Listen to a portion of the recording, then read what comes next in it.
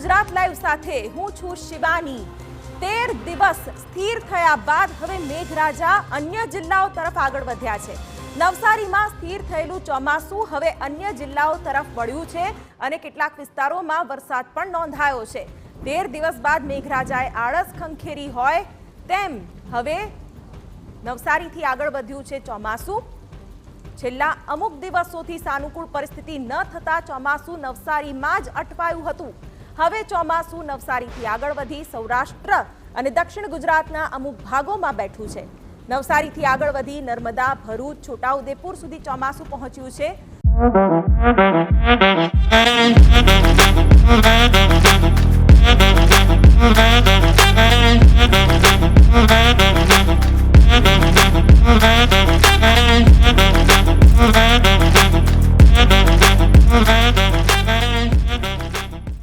તો સાથે અમરેલી અને ભાવનગરમાં પણ ચોમાસું બેઠું છે।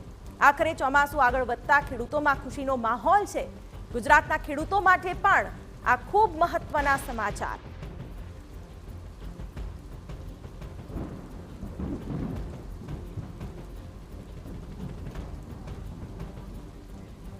રાજ્યમાં મેઘરાજાની ધમાકેદાર એન્ટ્રી, જેમાં રાજકોટ, અમરેલી અને બોટાદમાં ભારે પવન અને વીજળીના કડાકા સાથે ધોધમાર વરસાદનું આગમન થયું।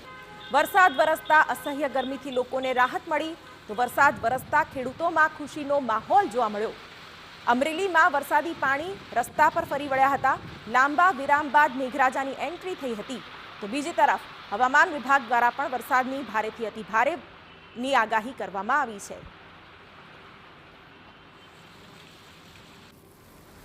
લાંબા સમયથી વરસાદની રાહ જોતા લોકોના આતુરતાનો અંત આવ્યો છે અને મેઘરાજાએ રાજ્યમાં ધમાકેદાર એન્ટ્રી કરી છે।